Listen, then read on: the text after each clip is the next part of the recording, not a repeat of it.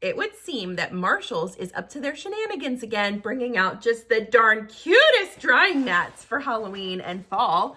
So I picked up a few. And today actually is a very big tutorial because this is actually the tutorial for the first pattern that I ever put out. And it is for the original OG dish drying mat tote bag. If you want the printed pattern where it's like not a video, it's a step-by-step instructional pamphlet, you can get these on my website, and you can get it in both PDF form or regular printed form. It's helpful to have these on hand because you can't always turn on a video, but you can always turn to a printed pattern. So if you do want one of these, I will link it in the description below. Without further ado, I'm going to show you how to make the original dish drying mat tote. And it's gonna be Halloween themed, which is even better.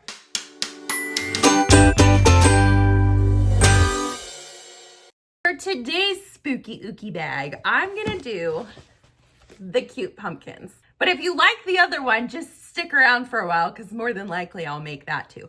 For the interior of this, you can use 2 fat quarters. I found these at the Dollar Tree. Do they match? I'm not really sure yet, but I'm gonna go for it. It's got little bats on it and the gingham is just adorbs. You can use a 1/2 yard of fabric if you want to. Whatever you do, just make sure it's about the same size as what your dish drying mats are. These are 16 by 22 and these are 18 by 22-ish, so it should be fine. Then for the interior pocket, I have this little scrap left over of this pumpkin fabric. This is just gonna be over the top, 150%. Would you expect anything else from me? For the straps, I'm gonna use pink. It's gonna be like a I like fall, but I also cannot let go of my favorite color pink kind of bag. I'm digging it already.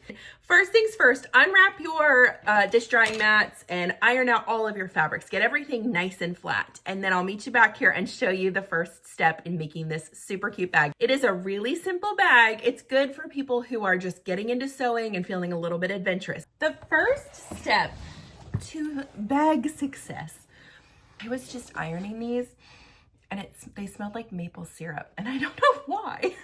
I just thought that was really weird and that you needed to know that. So anyway, the first step of this project is if your dish mats have this kind of like binding around the edge, you can either pick this off so that you don't lose any of your square footage, or you can just trim these sides. You'll lose a 1/2 inch on either edge and that's fine too. I hear also a lot that these dish mats come with occasionally with rounded edges. And so by trimming the corners, that puts us all on the same playing field. So if your dish mat does have rounded edges, just square them up. It's okay. I think people freak out because they're afraid to lose some of that dish mat, but it's already big. It's fine. You're good. It's going to make a nice big bag, and it is worth it to lose some of the inches off of your bag to avoid the headache that it causes to try and sew around those curves on the dish mats. So cut all of your edges off and then I'll meet you back here and show you what to do next. Perfect. Now take your fat quarters and I want you to lay them one on top of each other. So lay this one out, should be nice and flat since you ironed it, and lay the second one right on top so the edges are nice and even. And then take your dish drying mat and see how this fits just perfectly right on top. Isn't that beautiful? So lay it so it's nice and even on these 3 sides. And all we're gonna do here is trim this top section off. We don't need that fabric. However, I do recommend that you save the fabric because why would you ever throw fabric away? So cut this down to size. And now you have 2 dish mats and 2 lining pieces that are exactly the same, okay? Put all of those aside except for one of those lining pieces. The next piece that we're gonna cut is our pocket material. And for this, you need about 1/4 yard. What you want to do is cut, this is doubled up. You want to cut 2 pieces that are 9 inches tall, like wide, and 21 inches long. I'm going to measure 9 inches up here. I'm going to cut this straight across. Now, your size of your pockets is completely up to you. If this does not feel like a good size, you can change it. You can change anything about this project. And if your dish mats started out as a different size than mine, then you will have to alter this a little bit. What I mean by that is you want your pocket to be about 2 to 3 inches down from the top and approximately 3 inches up from the bottom of your lining piece. So right now, if I line this up and I go 3 inches, 2.5 inches or so down, I also will have 1, 2, 3 inches at the bottom. So the 9 by 21 is a good steady measurement if you're using the same size dish mats that I am. My fabrics are still doubled up, so I need to trim off the edges here. So I'm going to trim here, and I'm going to trim off that selvage edge. And I've got some extra room here, so we are good. This pattern is very much quilting cotton sized fabrics friendly. So take your 2 pieces, and I want you to lay one of them with the right side up, and then lay your second piece with the right side down. I call this the pretty side. You want your pretty sides to be hugging on this step. Take your clips if you'd like. You don't have to if you're a seasoned sewist, or if you just prefer not to use them, or if you use pins, whatever. And we are going to sew a straight stitch across the top and across the bottom using about a 1/4 inch seam allowance. Now, I've got a ton of colors going on this project, but I think I'm going to use pink for this because it seems to be the theme of the day. Before you start sewing, I would recommend putting on a 90-14 universal needle because dish mats are thick, and later on in the project, we're going to be asking a lot of that needle. So on the front end, if you do a 90-14, you should be fine on even at your most basic domestic machine. If not, don't be afraid to jump it up to a 116 needle. That's okay. Okay, we're gonna line this up in the machine and sew a 1/4 inch seam, starting with a back stitch, all the way across. Go get him, tiger. When you reach the end, finish up with a back stitch, and then cut your thread and pull it out. Flip it around, and I want you to repeat that exact same stitch on the opposite edge. Ready, set, go. Here's what you've got. Nice little tube. Reach in there and turn it right side out. Oh, I'm in love already. I love pumpkin stuff.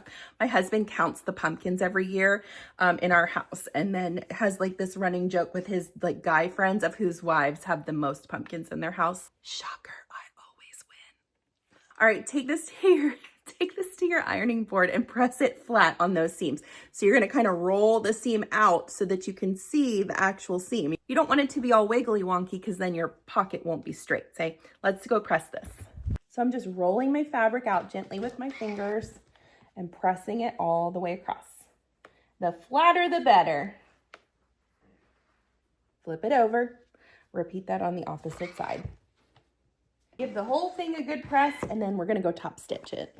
We are only top stitching the top edge of our pocket. So pick out whichever side is your favorite, and you're going to top stitch that. I like to up my stitch length to a 3.5 for top stitching, and I usually do it about 1/8 of an inch away from the top edge of my piece. You don't have to adjust the length of your top stitch if you don't want to. I just think that 3.5 is a little bit more decorative looking, and that's what we're going for with this cute little top stitched edge, especially because the thread is pink, so it'll be very visible.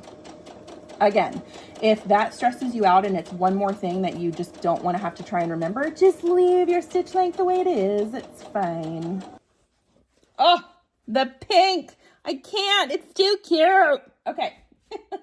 Let's mark our pockets. The side of your pocket that you want visible on the inside of your bag, have that facing you. Put the ugly side, or it's not necessarily ugly, but just the other side facing down. Fold your piece in half, and I want you to mark that spot right there with a clip. This is marking the center point of your pocket. Now I've got this handy dandy white marker. You could use tailor's chalk. You could use anything to mark this as long as you can see it. And I want you to take your ruler, line it up, and draw a straight line that marks your middle point pocket, okay? It's leaving like a nice white chalk mark for me there. From there, I want you to measure 5 inches to the right. 1, 2, 3, 4, 5. And it's not going to look entirely even, and that's okay. The reason we do this is so that there's a little extra on either end for your seam allowance, because that's going to disappear into your bag, thus making your end pockets a little smaller than what they appear right now. Mark that second line.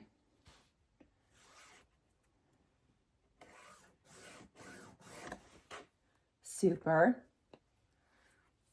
And again, if you want to put your pockets in a different arrangement, if you want to make like one big pocket or just one half divided, that's fine. You do whatever makes you happy. This is just how I'm doing it and how it is written in the pattern. Take your lining piece that you're going to attach the pocket to, and I want you to measure about 2.5 inches down from the top. Lay your pocket right there. And you should have at least 3 inches on the bottom. So this is kind of how it's going to look. It's going to be like bigger at the bottom, smaller at the top. Now you're going to need your pins for this step because we are going to have to pin through the middle. Don't pin over your lines because that just seems, you know, kind of counterproductive because you're going to have to take them out. And for those sides, if you are a clip person, you can still do them for the side pieces. You do want to pin this in multiple locations though, and make sure that it is good and even and flat. Oh, this is just a quick little tip, but when I go through my pins, sometimes I find these wonky ones. When I'm sewing, I keep this is like a glass bottle from a vitamin that I used to take. This is where I keep all of my sharps that I'm getting rid of. And so I will, if my kids aren't around and it's just me and it's safe, I will put this kind of on the edge of my table so that I have sort of a sharps discard pile as I'm going, because you don't want to put those yucky pins back in your pile. They're not useful anymore. They've run their course. So pin that pocket in several spots. And then in the pattern, I show you specifically the trail that you need to follow to get the flattest, most even pockets. We are going to start with this line right here and sew all of these middle lines going from bottom to top. So I'm going to turn my work and we're going to sew 1, 2, 3. I still have that 3.5 inch stitch length marked on my machine, and I'm going to leave it because these are going to match with the other top stitching I did before. So we're going to start with a back stitch. You're just following that line that you drew right up to the top. I love a bag with pockets. So cute. All right, repeat that on the other 2 lines and I'll show you what to do after that. I just finished sewing my last line of the 3. I'm going to pull this out, and now all we have to do is sew in a U shape down the right side, across the bottom, and then back up the top. Lay this over here. I'm just sewing as close to the edge as I'm comfortable with, right at 1/4 inch or less, because this will fall into your seam allowance and disappear on those side seams. So just sew straight down. Make sure you're using your hands to keep everything nice and flat.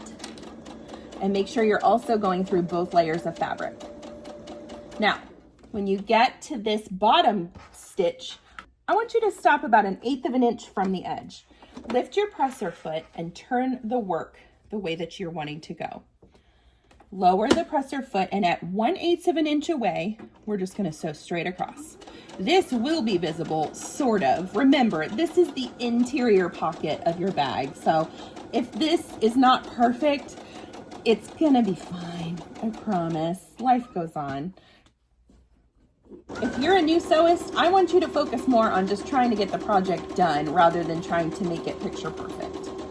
Because even if you mess up a few seams, I promise you when you turn this bag right side out, you're not even gonna think about them because you're gonna be so excited with the bag that you just made. All right, turn it when you get to that corner and sew up to the top. This is what you should have now. So cute. Take out all of those pins and trim up any threads that are hanging around loosey-goosey that you don't want visible.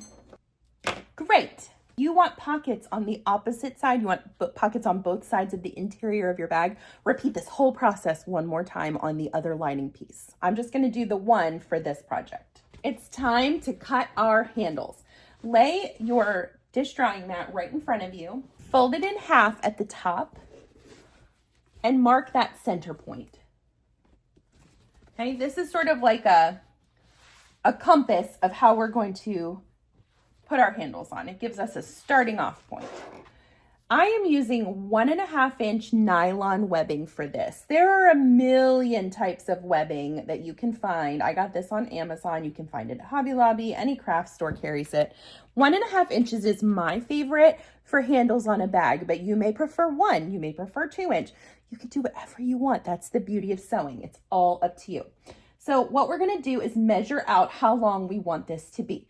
For me, I know that when I'm making a tote bag like this, 28 inches is darn near the perfect length every single time. But if you're not sure, go ahead and start with 28 inches. And I'm going to show you how to mock this up so you don't actually have to cut it. So I'm going to clip it at 28 inches. And I'm going to measure 3 to 4 inches from either side. But if you're unsure of the length of your handles, flip this up for just a second. We're not sewing it this way.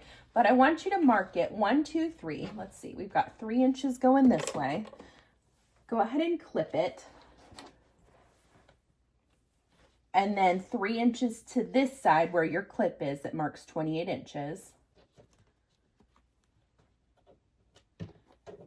And then hold the bag up and see if it feels good over your shoulder at that length. Okay, you can pick this up now. If that feels good, go ahead and remove your 2 clips here and cut that webbing the way that you want it. Just make sure when you pull it off that you're marking where you had the webbing in the first place. Okay, so we're gonna do one more piece at 28 inches. Lovely. And we have all this left over. This box, I got a box of like 32 colors of 1.5-inch webbing. It's gonna last me forever. Make sure it's nice and straight, and I want you to lay this on your bag and clip it into place where it needs to be on either side of that middle section, whatever you decided, if it was 3 inches or 4 inches.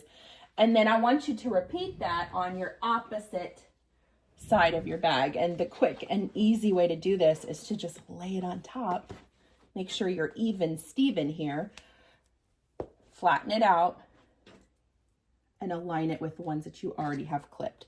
That way you know they'll be the same regardless. Okay? Take this to your machine and we're going to just stitch right over the top edge of these handles on all 4 handle pieces so that they don't move when we go to our next step. Lay it in your machine, and I'm gonna stitch this as close to the edge as I'm comfortable, about 1/8 of an inch away. We want those stitches to try and be invisible and disappear as we sew this together. You don't have to sew the whole length of the bag. We just want to attach it so that it doesn't move out of its place that we've laid out so carefully. Super. Repeat that on the opposite side. You are like halfway done with this bag. I'm really proud of you guys.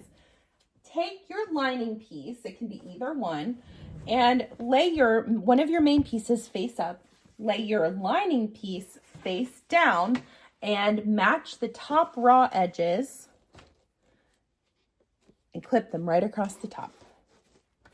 And while you're on this step, go ahead and repeat that for the opposite side. And that's the side that's going to have your pocket. You might have pockets on both sides. When you do this, make sure that the side with the openings is facing the top. That's really important. You don't want to have those pockets upside down because they will not be very useful to you. This bag is so beginner friendly, and I love that you can find the materials for it at Dollar Tree and Marshall's because let's be honest, we don't have a whole lot of craft stores anymore. So we had to get a little creative with our sourcing. Take this over to the machine and we're gonna sew a nice, easy straight stitch. I want you to do this 1/2 inch from the top edge, and I will show you why later in the project. Oh, and put your stitch length back down to a 2.5 because this is more of a utility stitch that we want it to be nice and strong. Okay, work your way across, and I'll show you what it looks like here in just a second. Finish up with a back stitch, and this is what it should look like. You're doing great. All right, repeat that on the opposite side, and then we will finish up this bag. Oh, too darn cute.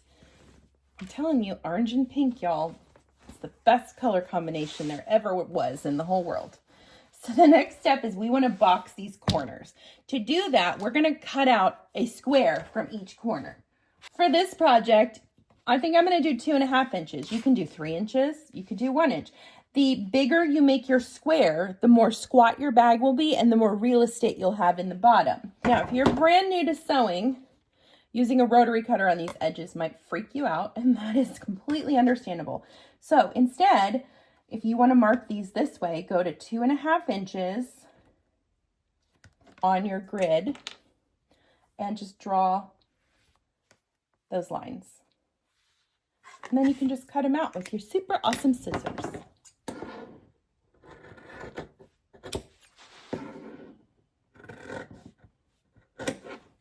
Okay, repeat that on all 4 corners. It's time to put the bag together. Open up your pieces. So I've got one open now with its pretty side facing up. Open your other one and match up your front and back drying mats and your front and back lining pieces. Now, this bag is large, okay? So you're gonna need some space to do this. The most important seam that you have to line up on this part of the project is right here. This is gonna be the top of your bag, even though right now it's in the middle. That's what's gonna be visible to people. So try and get that one as close as you can to being accurate. Pin down your sides or clip, matching up all those raw edges. Smush down your handles, but make sure they're not in the way so you don't sew over them.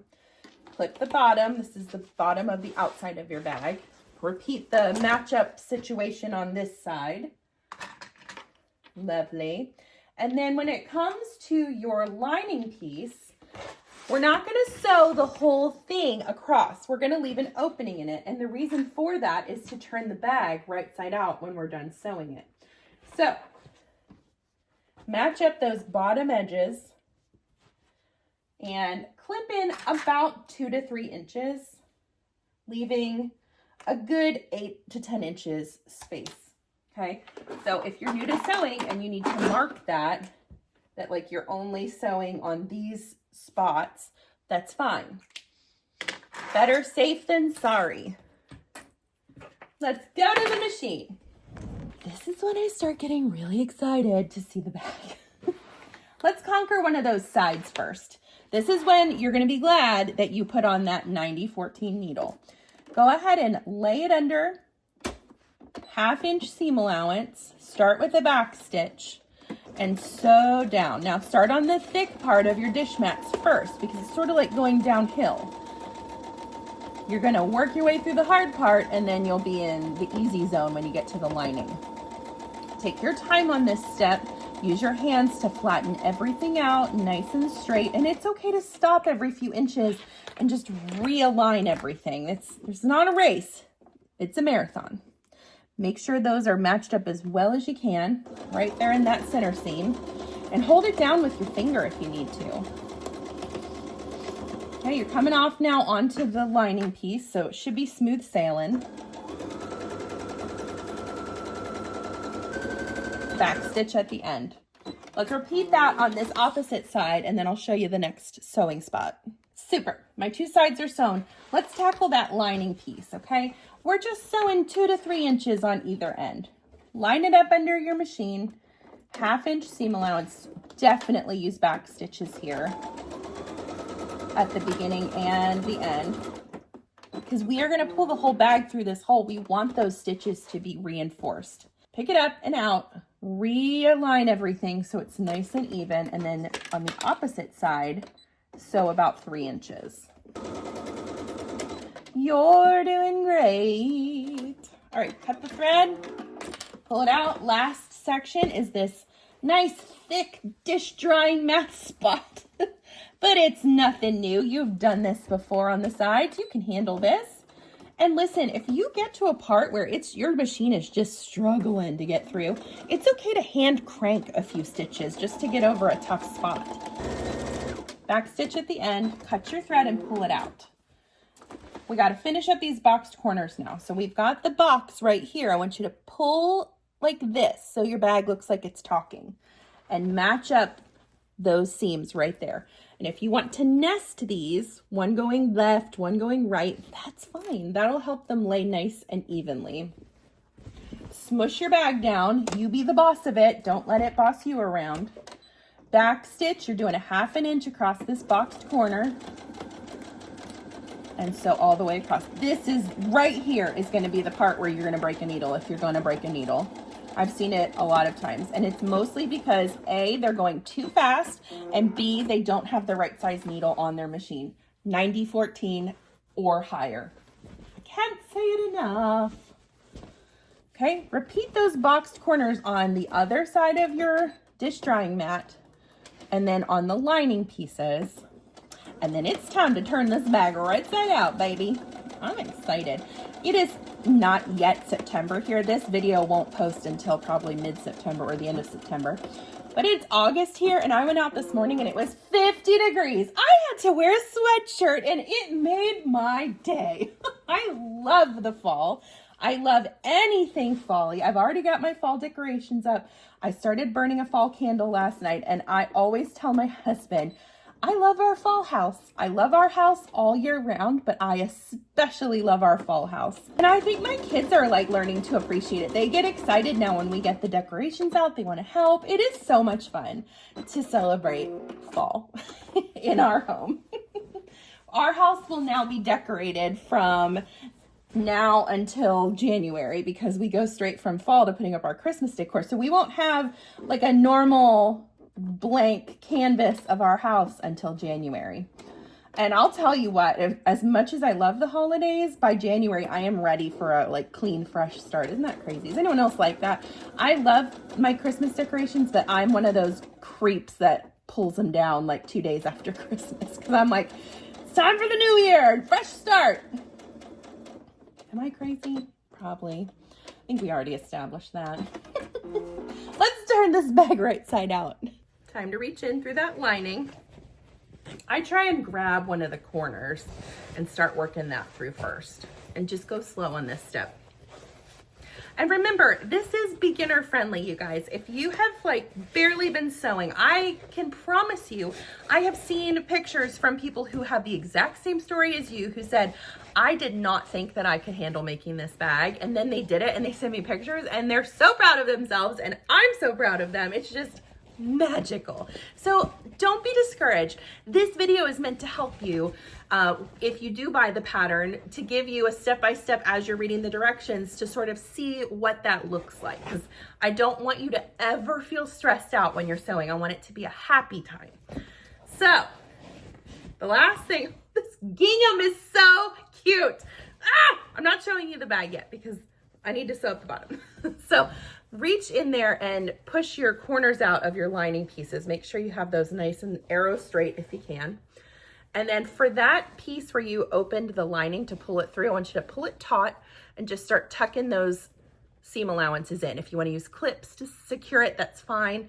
It's the bottom inside of your bag. Don't stress it. So just a little edge stitch. That's a stitch that's right along the edge of your bag to keep that closed. Since the cat is out of the bag that I am making this bag on August 27th, the question is, and you guys won't be able to answer this because you're not going to see it till way after, do I start carrying this now? Because I think I might. You only get so many weeks of like fall and spooky season, and I say start it as early as you want. I do what I want. You should do what you want too, as long as it's legal and not mean. All right, we're still edge stitching. We're not looking for perfection. We're just looking to close up that lining. So cute. We're gonna tuck this beautiful lining that we made. Ow! Just hit myself in the head with the strap. Oh, it's so cute. Look at the inside. The gingham popping out it's making me tear up. I love it so much. All right. Why am I crying? Y'all know when I start crying, I am in love with something. I've only done it like 3 times, but I really love this. Now you have a choice, which to me, it is not a choice. This is just what you do.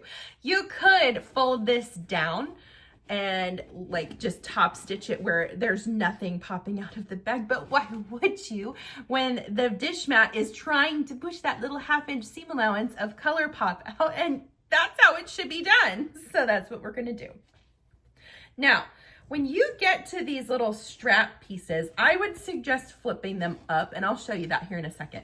But what we're gonna do, and you can do this however you want. You can either stitch in the ditch, which is right in the seam line, but that's kind of hard.